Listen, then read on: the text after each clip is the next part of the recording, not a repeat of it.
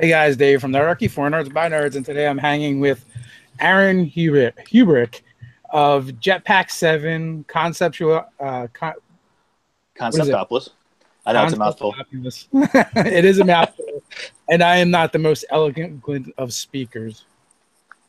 When they were writing my genetic code, they forgot the silver tongue. That is for sure.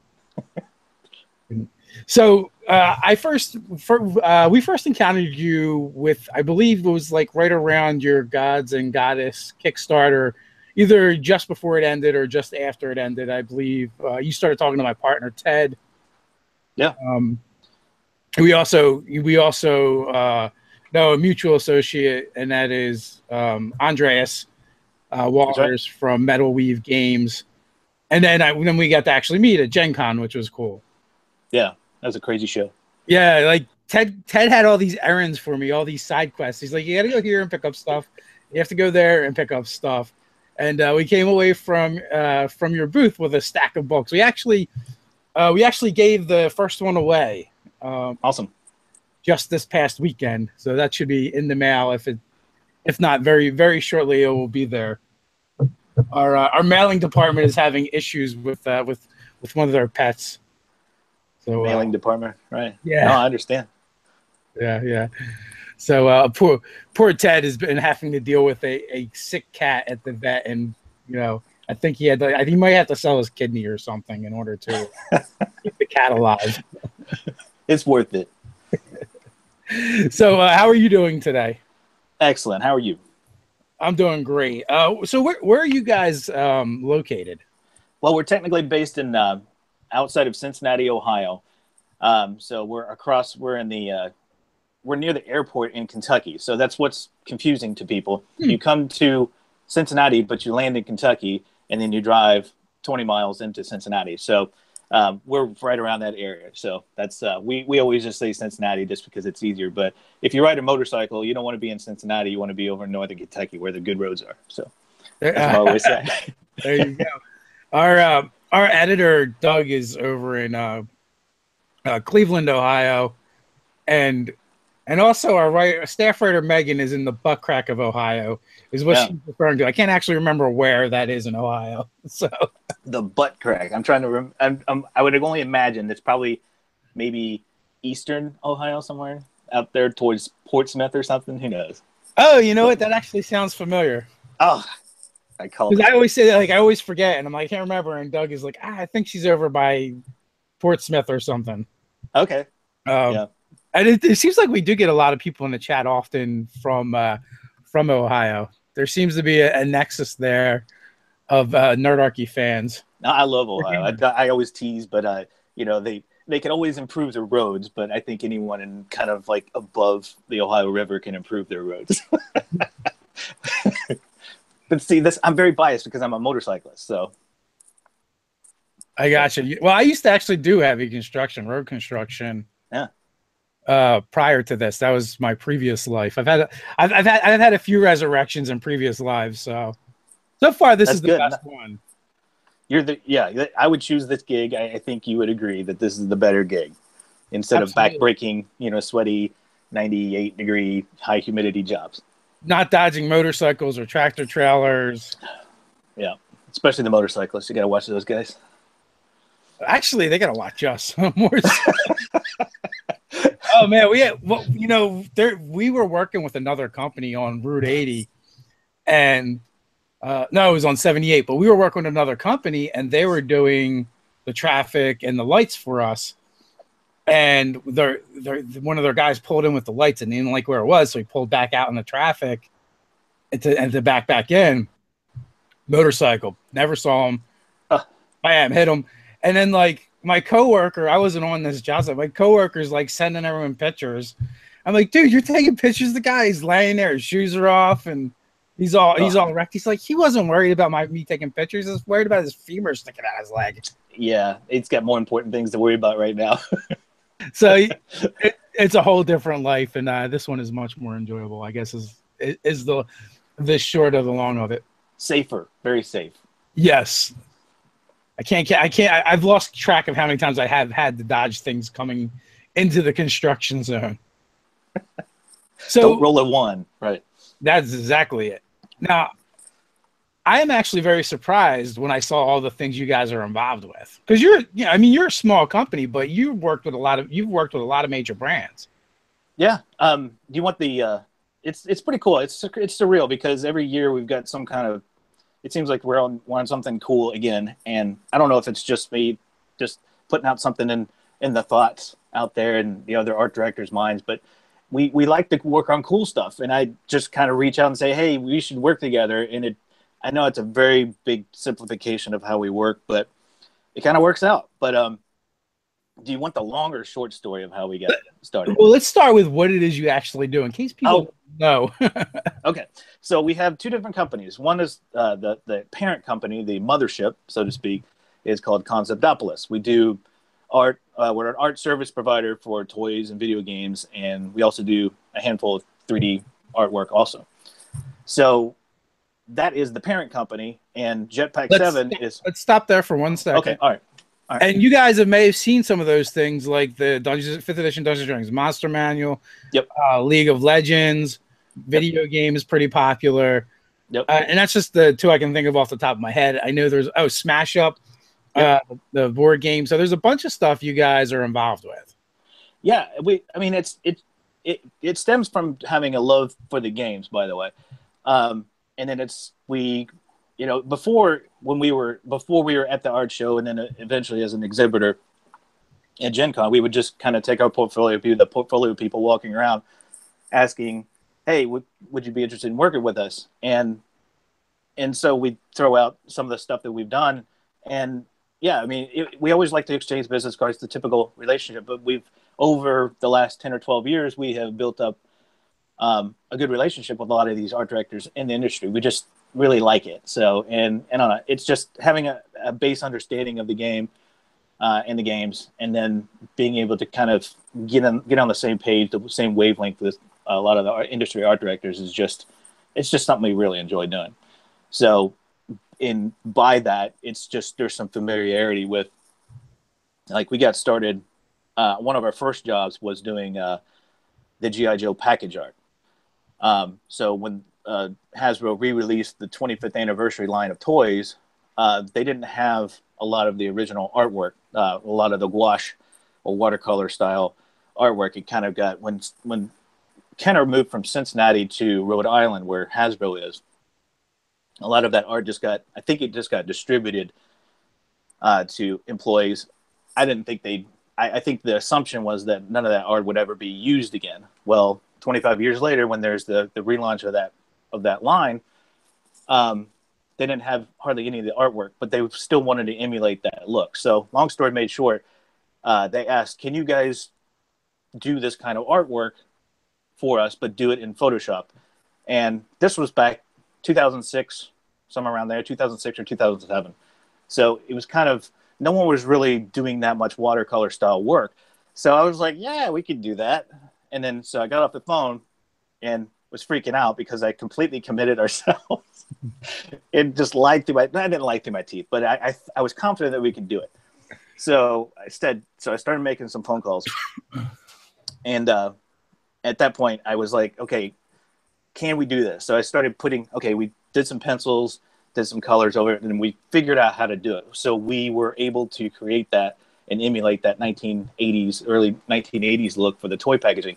And so from there on, we were doing G.I. Joe stuff for about 2.5 years, that was a sweet gig. I'm definitely seeing a Duke. I'm seeing a Destro. Is that Major Blood? Yeah, I think we did that too. I think I want to say that we did 90% of the stuff. If they didn't have it as original art, we recreated it.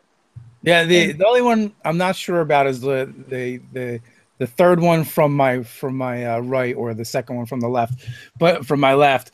But Major Blood, like my parents, when I got that G.I. Joe as a kid, they loved that one because there's this like twisted poem on the back.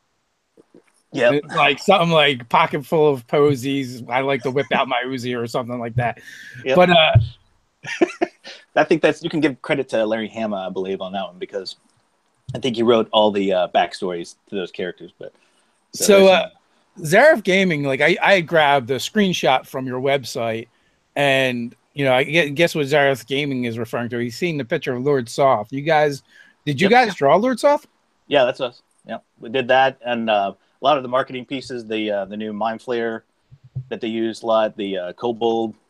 I mean, I wouldn't be able to list them all, but there's probably a good, I would say, at least 2/3 of the monster. I'll say a third, a little over the third of the monster manual artwork. That's us.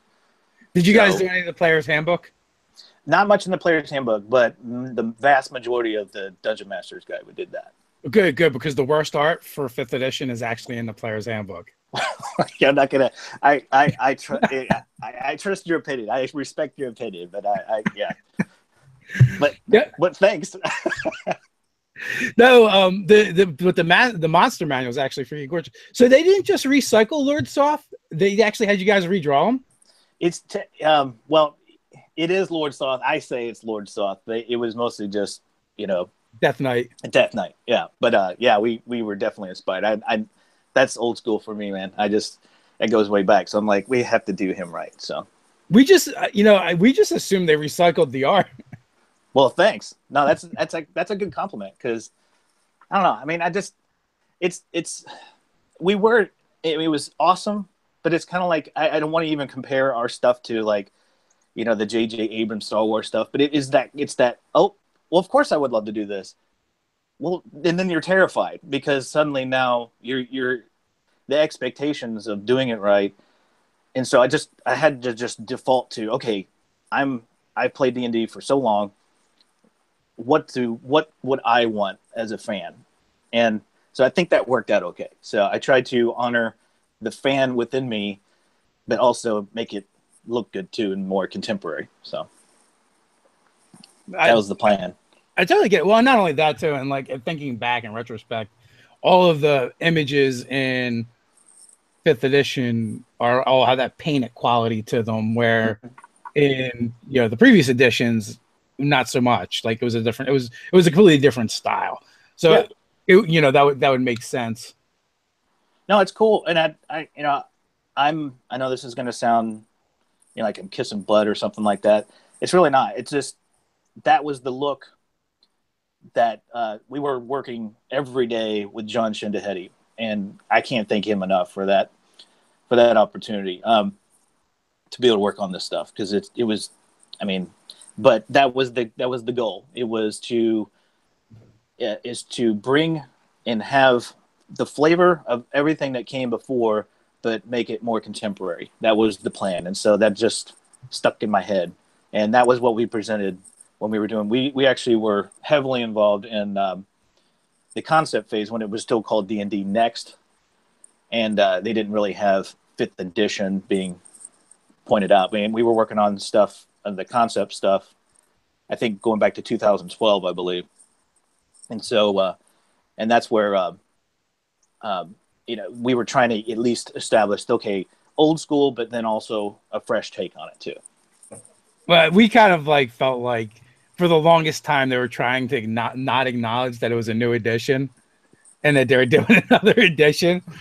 And right. They were just like, it's just D&D. And right. We had John on not that long ago. He's a great guy. He was a lot of fun to talk to. Yep. Really good hair. Yeah, he does.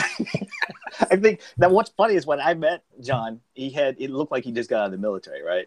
So, and I think when he switched, I don't know if I don't think Wizards of the Coast would care what kind of hairstyle you have, but it's like when he left Wizards of the Coast, I mean, hey man, if you got it, go ahead, right? Because his hair is almost longer than mine now. Yeah, he's got some crazy hair on him. That's awesome. Good for him. Yeah, I met him because a friend of mine, Brian Stillman, is doing a documentary on all the D&D art. Yeah, Eye of the Beholder. Okay. And he had put me in touch with him. Because I was like, hey, I need to talk to somebody over at Thinky. I think you said you know somebody, and that was his. Then that was actually his contact. Yeah. Which was super cool because it got me what I wanted, was to talk to somebody over there. Yep. And who John was able to put me in touch with. but it was so cool to be able to talk to John and have him come on the show as well. I mean, yeah, like when you figure that he's touched all the D&D art from the time Wizards of the Coast took over from TSR till, you know, even the direction of 5th edition. that's right. That is such a huge swath, and you know, D&D has always been a very large part of my life. So Yeah, he's been with me without me even knowing who he is or his name. He's been very influential in my life. indeed. That's what. And yeah, I mean, the last thing you want to do is first, you know, you're working with John, so it's this extra responsibility. Not only you have the kind of like the low frequency hum of don't mess this up, don't mess this up. But working with John, we were he was a fantastic ambassador for just kind of narrowing it down. Don't go too far left, don't go too far right. But we need to let's push here. Let's really experiment here. Look, we've got some opportunities to really see what we can do. I think we spent, and what's crazy is that it was, I think, universally hated. So this is kind of a funny story. Universally hated the halflings. We spent, I think, close to a month on trying to nail down the look of the halfling, and we were really fighting for it, you know, just to do something different, because the challenge that John, I vividly remember that the challenge when John said, I want this stuff, I want every character class, I'm paraphrasing a little bit, I want them all to look that the silhouette, I want the silhouette to look that at a distance you should be able to tell what this is at a distance without some kind of human comparison cliche. And I'm like, okay. So that meant bigger noses, bigger feet, bigger everything, bigger, you know, just different. Like if it was just a silhouette or someone's shadow, you could tell what it is, them by themselves doing things by themselves. So we did a lot of work on that. And when we showed it, people were like, oh, I hate it. But that's what you have to do. I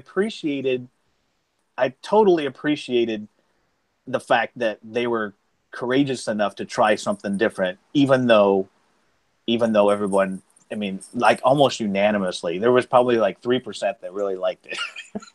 But that's awesome. At least they came to, I really appreciated that. So that's just concept art, man. That's what I always tell people. So you're talking about the final product on the halfling? Yeah, I think it's kind of there's one halfling image that sticks out in the player handbook. Yeah, well, I'm not sure what you're looking at, but there was, I think what's in the player's handbook is the toned down version of what we were coming up with. So some of the stuff that we were doing, really tiny feet, really tiny feet stuff, but nobody liked that. But that's okay, because we could always make the feet bigger, right? It's just we could figure this stuff out. But we got feedback on that, and I loved it. So I know a lot of people would probably freak out. Oh my God, I can't stand so many people hating that stuff. But that's concept art. There's a big difference between the concept phase and what they actually are going to present. So there you go. A little behind the scenes. So what work did you guys do for LOL? Once upon a time, I used to be a League player. Some of the I want to call them sizzle pieces or something. We only did a handful. We also did forgive me, I don't know the characters' names now as well. But there was a little girl with a big bear companion. Oh yeah, Annie. Yeah, so we did that. Did a piece of her. And then they were going to bring out a card game. I don't know if they ever brought out the card game for League of Legends, as far as the online play. But I think they were going to try to bring out an actual TCG game that you could play either on your phone or I don't know. But we did a lot of stuff for that. But that was, forgive my memory, because that was going back to, I want to say 2010 or so. But yeah, that was fun. It's another style that is interesting to work in, because it's very specific. Like you have a lot of detail, but you also have kind of the anime influence too. So it was fun. Yeah, my son still plays, and he wants us to do League of Legends on our channel, but I'm like, not gonna happen. And I had to give up video games. I just don't have enough hours in the day. Yeah. Yeah, I hear you, man. That one used to be fun though, because it was like you could get in, play a game in 45 minutes, and just be done and walk away. Yep. Now I was tempted. I was almost pulled back for the newest version of StarCraft. Yep. But I'm like, I can't. But you're like, no, discipline. Yeah. I'd be like, nothing in my life will get done. My marriage will fall apart. My kids will be pregnant and on drugs, and they'll be foreclosing on my house. This will be bad. Oh, all because of a video game. Oh yeah, all because of a video game. I think they're fine for kids, but not for busy adults. Yeah, we get too invested in like it's like an 8-hour workday. It's like no big deal. I can work an 8-hour workday, and do another 8 hours playing. What's the big deal? Yeah. So now you're moving into your own stuff with Jetpack 7. You guys have been producing a bunch of great art for other people. So now we'll segue into you guys decided to do your own thing. You ran your first Kickstarter. We actually gave away the book over the weekend. Nice. I don't know if you can see that or not. I can see the top part. You'd have to actually like cover your face pretty much if you hold it up. That's probably good for ratings.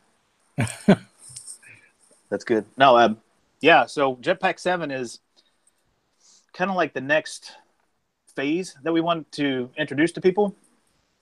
In that I think we've got the art service part of it not nailed down. We're always looking, we're always wanting to expand and do different things. That's the one thing that we like doing is a variety of type of works. Like 1 minute we'll be doing, or 1 week we'll be doing really dark stuff, and then the next we'll be doing really cute stuff. And a variety is good.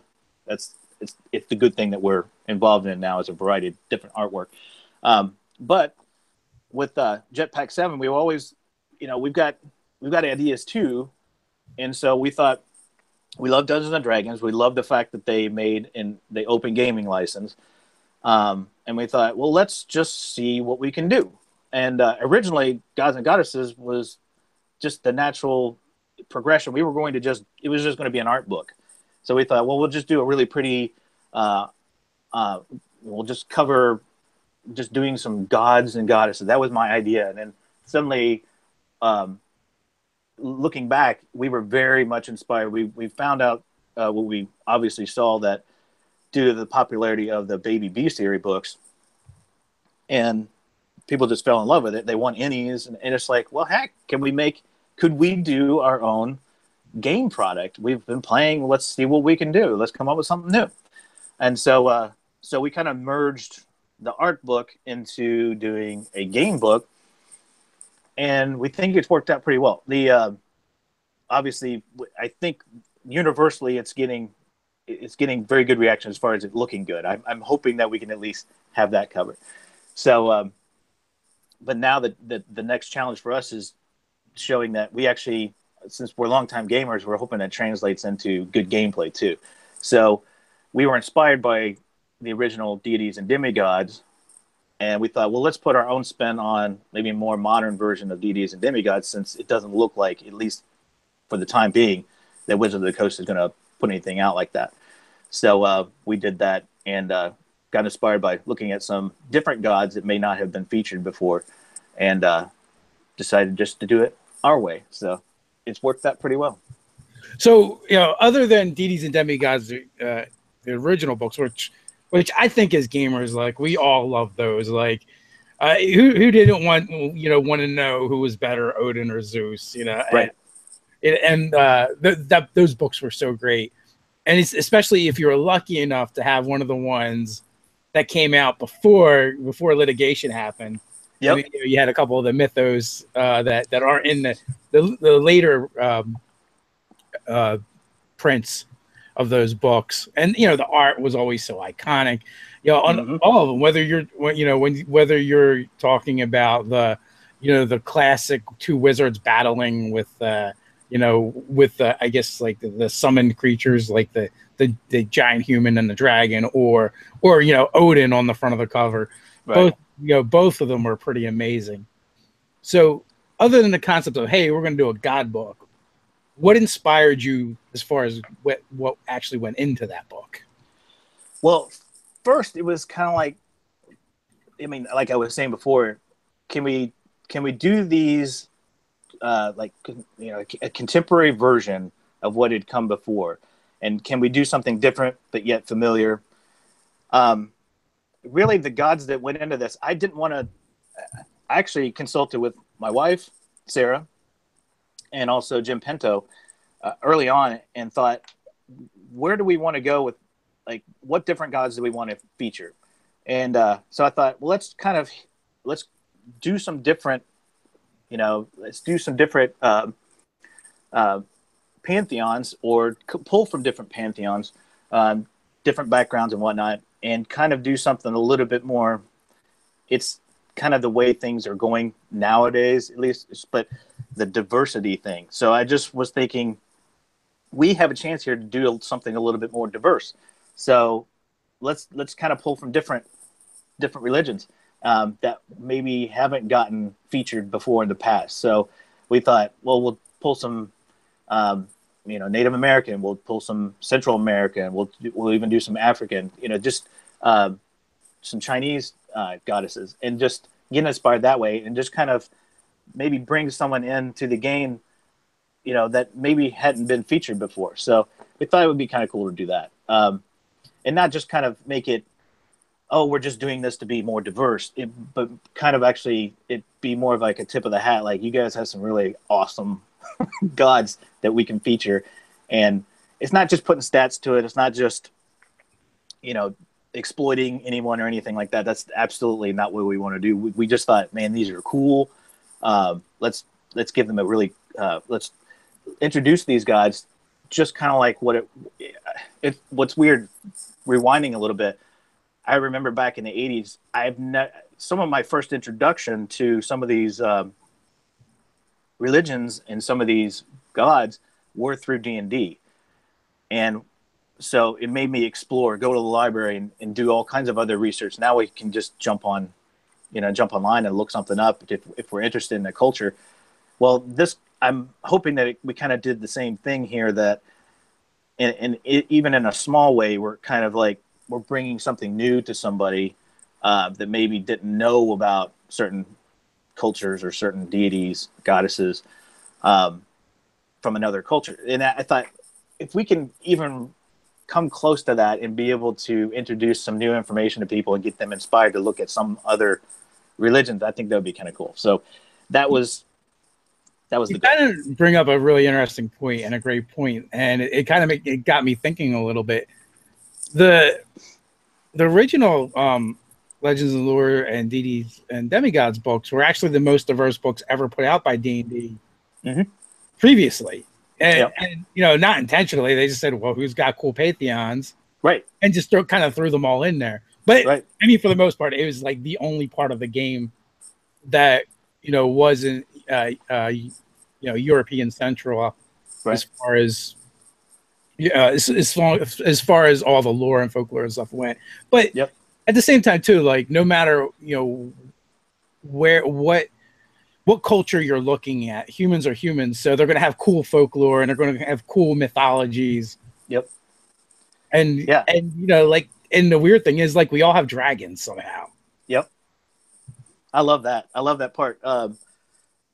Yeah, I mean, we could literally do a book of just dragons from every culture. I mean, that might actually be a good idea. So I'll make a note. I gotta go. No, it is kind of a weird thing to think about, though.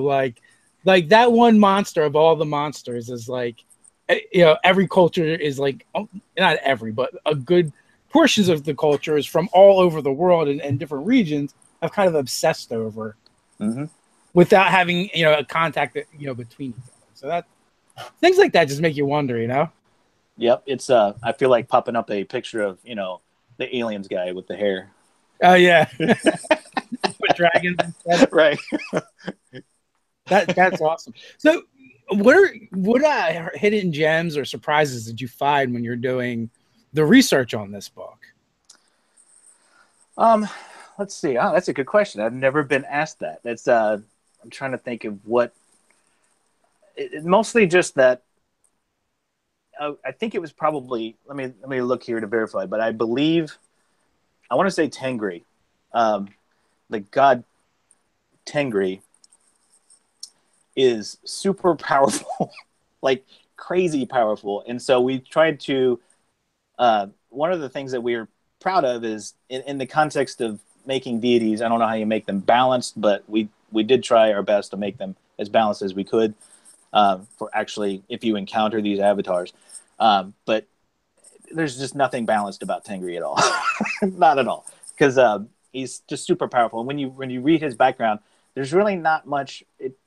The fact that he can communicate through elementals and just kind of know everything, and also that it's cool if you worship anybody else, but it really doesn't matter because I'm Tengri. You know, it's cool.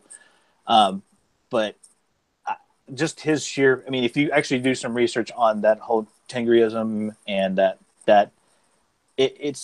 he's like the elite when it comes to, now there's several different religions that show that, like a sky god and whatnot, but in the context of this book, I would say he's our, when we were doing research, we were realizing quickly that, oh my gosh, I mean, he is supremely powerful. So he's our, I guess, elite god that we put in the book, but so we didn't pull back on him. Everything else we kind of try to balance as best we could. Yeah, you got some chuckles out of Jay Kawhi for balanced deities oxymoron. Yeah, I know. It's I say that. If you're, I would say that, you know, not to diminish what we have in the book, but if your party, if you're a very cruel DM and you want to throw an avatar at somebody, you know, go ahead. But it's going to be a very short. I mean, maybe not, but depending on, I mean, you could pretty much build a whole campaign around these guys. But I would raise my eyebrows at a DM that would ever put their characters through an avatar scenario. Yeah, but that being said, Noah Atwell or Spoonie said it best. If you stat it, they will kill it. True. It can happen. Now, you know, what the aftermath, I really, really feel sorry for those characters after that. When they do. Zarif Gaming is practically begging for a Slavic dragon. Yep. So we're going to jump into roll call, guys. We are more than halfway through now. So it's that thing we do. It's that time. So, you know, basically at some point we like to go through and see where everyone's coming from, who's hanging out with us. We got almost 40 people in the chat right now. So generally we get a good mix of people from all over the place, which is always a fun part of this. You know, I see that we have Japan in there at least. We've got Montana. We've got New Mexico. Those are just the names that I recognize. That's awesome. It's a worldwide, global thing. Yeah, and we have people that show up like every day for these, which is really cool. So we have Todd in Dallas, Texas. AJ is in Lopez Island, Washington. We've got Niagara Falls, New York in the house with Victor. Zarif Gaming is in New Mexico. Red Jackal is in Avalon Park, Florida. Utah with Virgilio. Argentina in the house with Cannibal Loco. We've got Ontario, Canada with Titan. Evil Silly Putty is in Minnesota. Portugal in the house with, I'm not really sure how to say that, buddy. I'm sorry, Johea. It's like J-O-A with the mark, squiggly mark over top of it. O. It's more vowels than I can handle. We've got Jay Kawai from Japan. We also have Oslo, Norway in the house with Thomas. Geek and Undry is in Circleville, Ohio. So your neck of the woods. Julian is in Winter Park, Florida. Southern Illinois with John. We got the OZ in the house with Raven. We've got the macabre mother lover, Edge of Space and Time.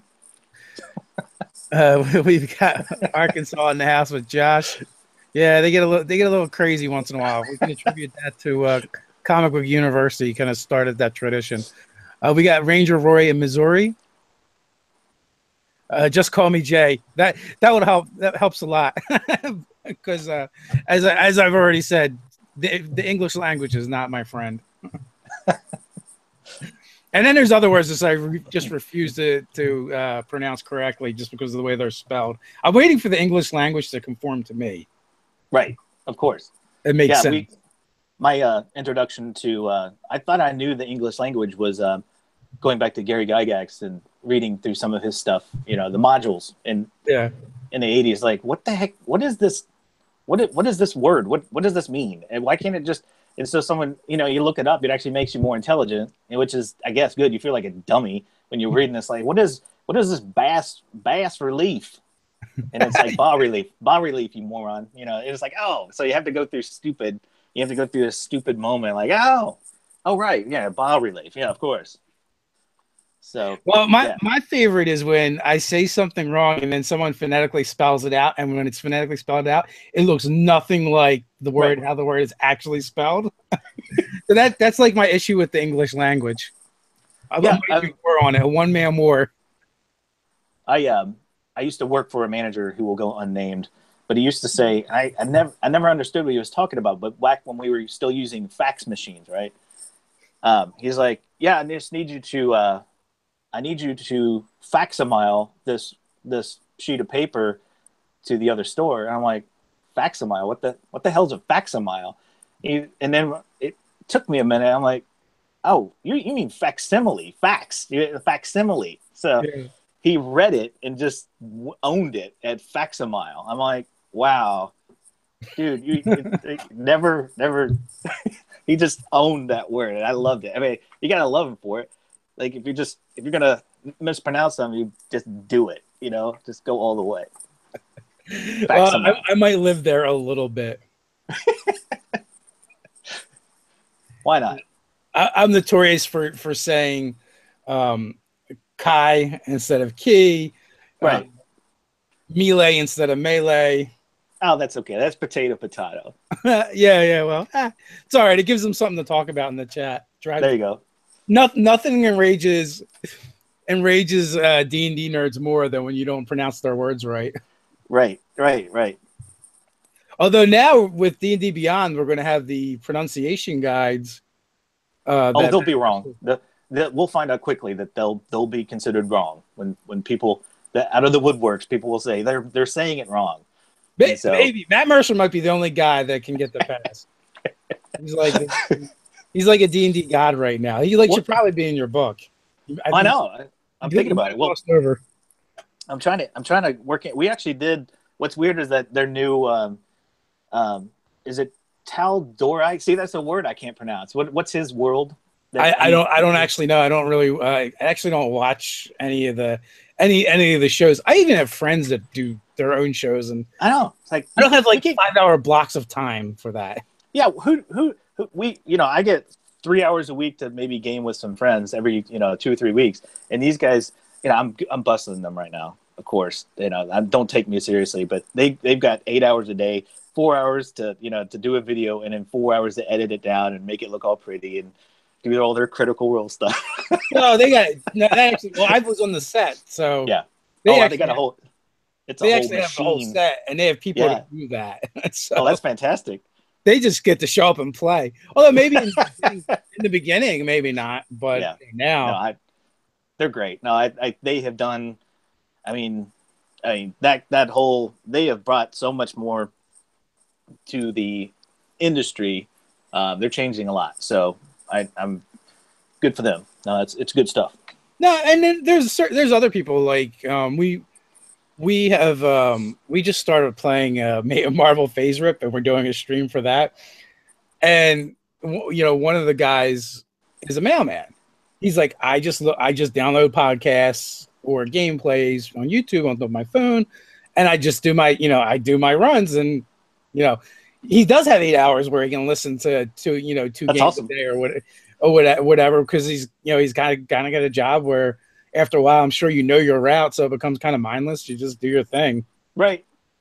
That's awesome. No, that's a cool. It's like the truck driver or something like might have 3 hours to listen to something. That's awesome. I didn't think about that.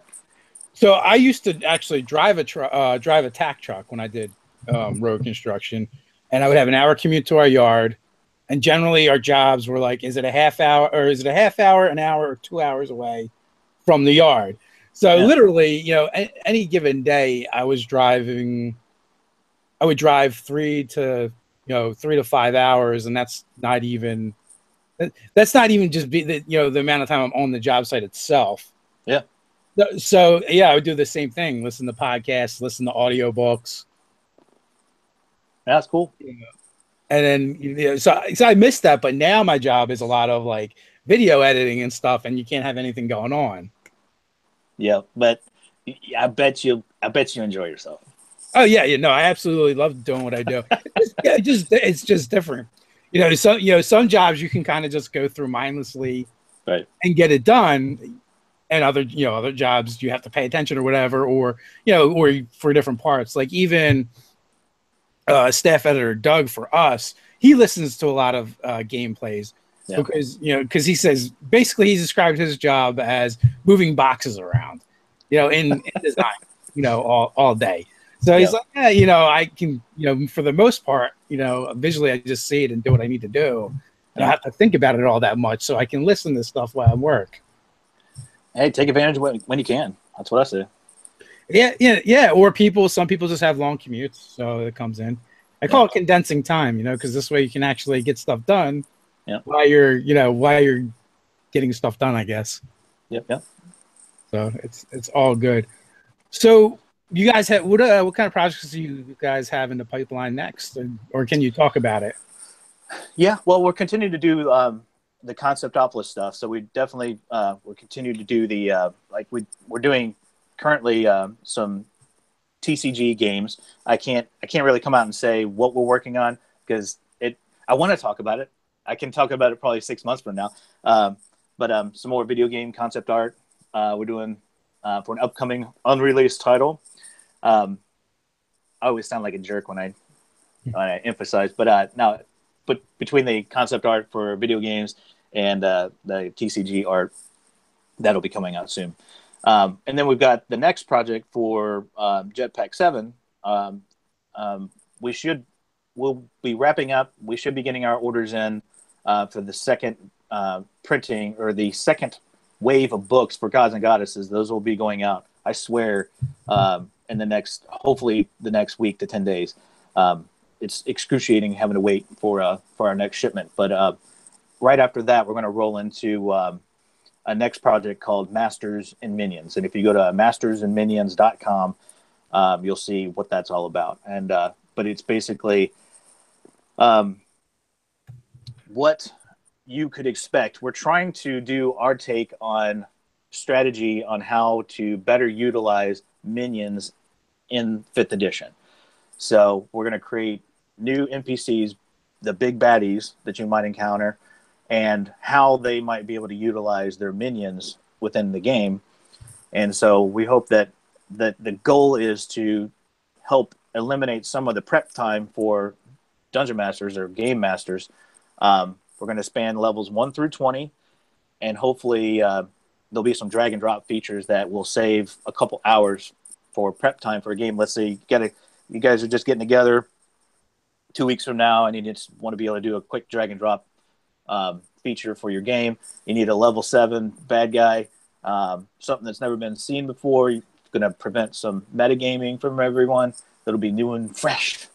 And so we hope that people will really enjoy that. The whole point is we're trying to make it fun for GMs to offer something new that they haven't seen before, and neither have their players. So, and also help them out. The main goal is, what's been frustrating for me putting together a game is that I love the modules. I love some of the campaigns that Wizards of the Coast are bringing out, but sometimes it might there might be an opportunity to bring in, maybe just throw in something extra. Maybe you guys don't want to wrap something up real quick. You can drag and drop some of these characters in and have some new minions, have some new strategies, just new features that I hope people will really like. Well, I'm seeing you got our buddy Dan Dillon, who's a friend of the show and has been on several times. doing some writing for you. So already off to a good start. You guys That's are great. familiar with Tome of Beast. Yep. Done a bunch of work with Kobold Press. Yep. We love it. So yeah, that's looking sharp. I will actually get that link in the description for you. Awesome. Thank So you. people can check that out. We should be kickstarting. What we're also helping out Matt Colville on his. I think his new title is called Strongholds and Followers. He's going to be doing a Kickstarter here pretty soon. Also, what I'm trying to do is just make sure that we're not going to overlap too much. I don't want to presume anything. So if we might launch in November. I'm hoping that we can launch our Masters and Minions in November. But we'll definitely play it by ear. But that's the plan right now. All right, guys, that should be live and in the description now. If you guys want to check it out, you can. That's always like one of the tough things about like when we have different guests on. Right. A good portion of them are usually promoting something and have a Kickstarter or whatever.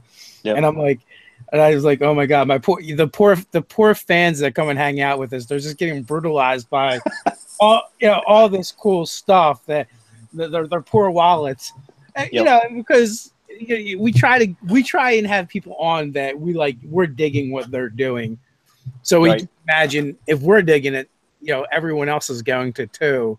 So, some weeks it's just like cool Kickstarter after cool Kickstarter. And I just imagine they're just like waving the white flag and begging for mercy.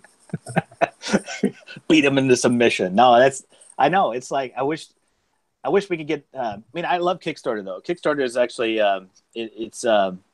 it gives a chance to do something a little bit different. And it, for a small publisher like us, it gives us a chance to kind of find out, are people really interested in this or not? And we can kind of do something a little bit different and throw our own little, our own little things into the game. So it gives us an opportunity to take a chance. And so you get some really cool stuff. You get some different artwork. It's not so, talking to some of the folks at Wizard of the Coast, it's just, I think they're appreciative of, don't do exactly what we're doing. This is your opportunity to kind of elevate the game in this direction. We'll do our own thing. People know what we're going to do, but you guys are going to be doing this. As long as it's complimentary, I think people will really enjoy it. So, but yeah, I hear you. It's there's only so much money to go around, but competition is a good thing too. Are you familiar with Crystal Sully? I think so. She does you've probably seen her amazing giant blue dragon, amongst other things. I think so. I recognize the name, and I'm sorry. I feel like a bad industry professional if I don't. Well, she does amazing work. She's an awesome artist. She launched her Kickstarter on one of our live chats, which was pretty cool. And I was really torn, and I probably was not going to back that Kickstarter.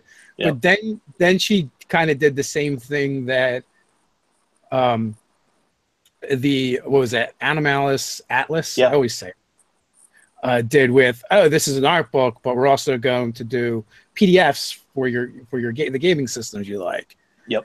And as soon as she did that, I was like, now I have to back it. I was so tempted before just because her work's so amazing. Yeah. That's what we try to do is try not to, always have at least a PDF available for those who don't, I know $30 is $30 and it's, hard-earned money, but at least a PDF's option out there that you can still get it. And then if you decide that you want a book later, it's still, we'll have them. Well, I think with both of those, what they're doing is you have to buy the art book and then you get the PDF kind of as the bonus, which I thought it was cool. I think it's a great idea for monster manuals. Yep. No doubt. Everyone's on a computer now.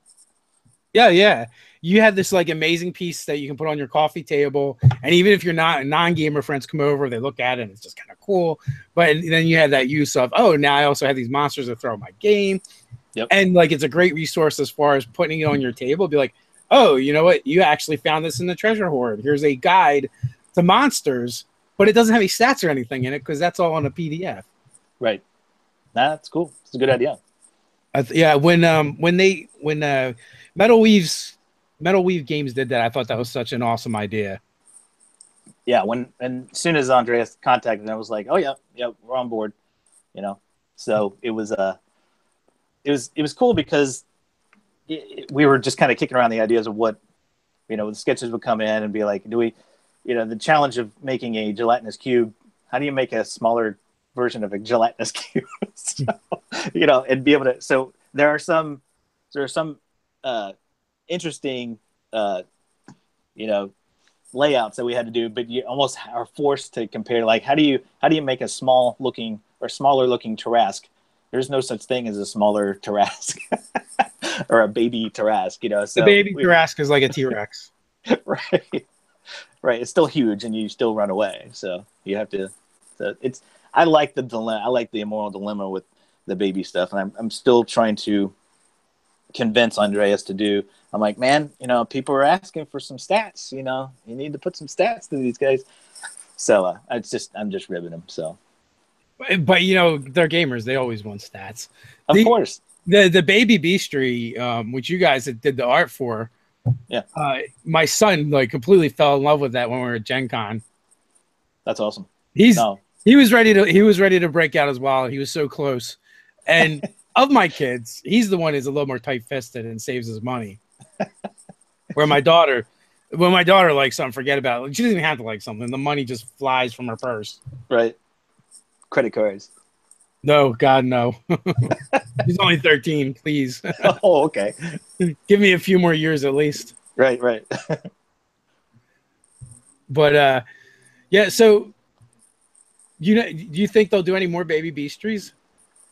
I don't know. The last time we were talking about it, I think he's wrapped up with that style of book, just the representation of the books that way. But I think Baby Bestiary as a brand, I think he's going to expand it. I don't know how though. I want to say he's very. I don't want to speak for Andreas. Obviously, you want to probably talk to him. But the vibe that I was getting from him last time I was talking to him was he was kind of wanting to get more into the mobile space. So I don't know. Maybe a game down the line. I don't know, but I don't know. So we'll just have to wait and see, kind of deal. Yeah, I also at Gen Con I got to meet you guys both together, yeah. And then at first it was weird with Andre at first because I'm like, I think I know that guy. Yeah. But you see everyone at best on a screen like this, and everyone's like this big. Right. Yeah. So, but yeah, that was one of the cool things about going to the events in Gen Con was getting to meet everybody actually in person, and that was actually my first Gen Con. So that was really? So the biggest one in its history, and you go there the first time, and you're like looking around, like, oh my gosh. Oh yeah, I'm kind of blitzing this year for conventions. I'm trying to figure out what I'm going to do next year. Yeah, no, we'll be there next year. We just got the word that we got an exhibitor space next year too, so we're happy about that. So we got to get more product out because we want more than one book. But yeah, you should definitely try to make it again. Gen Con 2019. Origins? We might try to go this year. I got to figure out we might just be on our feet this year, but if it works out, yeah, we'll definitely plan. I don't know if we're going to have enough product in order to justify an exhibitor space, but yeah, we'd like to at least get there. So, but yeah, Origins is only about 2 hours away from us because it's going to be in Columbus. Yeah, that's what I was thinking. It's kind of in your backyard. Yeah. The advantage here being in Cincinnati, we're only 2 hours away from Origins and 2 hours away from Gen Con, so it makes it nice. Are you guys going to make it out to PAX Unplugged? I don't know. I mean, this is actually the first time I'm hearing about it, but I want to. It would be awesome if we could. Oh, you haven't heard about it? I've heard about it, but it's one of those, we always plan around Gen Con, so everything else is kind of like, if we can, yeah, we'd love to. Well, I imagine obviously not as an exhibitor because, like you said, you're kind of waiting to have more product out there. Right. But for us, we're like, well, I guess we gotta have to go to this one because it's literally in our backyard. We're in New Jersey. Philadelphia's right there. Okay. So yeah, you got to go. And it's the first one. So you know what? We will actually be booth bearding for Open Legend and hanging out with those guys. Okay. But when is it? What's that? When is it? Oh, it's November 17th that weekend. Okay. Whatever that ends up being. Okay. But yeah, so we definitely want to get out there and check that out. It should be a lot of fun. And like I said, it's the first. Yeah, 17th is a Friday. Yeah, we might be able to. I mean, we'll maybe think of an excuse to get out there and do road trip for us. So. Yeah. Well, I drove out to Origins, which wasn't too bad, and then we drove out to Gen Con too. Me and my son. Yeah. And Doug. So we actually drove to Cleveland, Ohio first. Yeah. Stayed over there, met up with Doug, and then we drove from there out to Gen Con. So it was cool. Road trip, father-son thing. Yeah, that's good. No, we love, I mean, I don't care what anybody says. Last time we were going up to New York, we went through Jersey, and I don't know how Jersey got a bad rep, because it's beautiful up there. It's up there for us. Yeah. Well, yeah, I don't know. We were close to 2 major metropolitan cities. Yeah. We have beaches, we have mountains, so we kind of get everything. We don't get earthquakes. We really don't get hurricanes, tornadoes, or any of that nasty stuff. So you just cursed yourself. Maybe. Usually by the time we get that stuff, it's kind of watered down in comparison to what the rest of the country has to deal with. Yep. So yeah, kind of similar in Cincinnati too. But every once in a while we'll get a nice little tornado coming through. So we don't really get any tornadoes, but yeah, we do get some tropical storms from time to time. There was that whole Sandy thing that kind of wreaked some havoc. Yep. So we are right up on the hour mark. If you got any final remarks or anything you want to leave people with. That's it. Just anyone interested in Gods and Goddesses can go to godsandgoddesses5e.com, find out more about it there. They can go to the conceptopolis.com website, order the book from there, the PDF. We got a whole bunch of different features that you can order from. We're also on Facebook, Twitter, all the social media. If you put in Jetpack 7 or Conceptopolis, you'll find us. So it's those unique names we always try to stick around. But yeah, find us on Facebook, find us on Twitter, follow along. We'll show some pretty pictures of stuff we've done, and we'll keep everyone into it. And we're really trying to push the next book, Masters and Minions. We hope everybody signs up for that, and we'll let everyone know as soon as we can about when the Kickstarter starts. Yeah, definitely. When you guys get closer to that, you want to pop back on, feel free to hit me up. And definitely. All those places you mentioned, they're all in the description. So you guys don't have to look very hard. You just click on the links down there and find what you're looking for. I want to thank you for coming on, Aaron, and I want to thank everyone for hanging out with us today, as always. And we'll be back tomorrow. So until next time, guys, stay nerdy. Thanks, guys.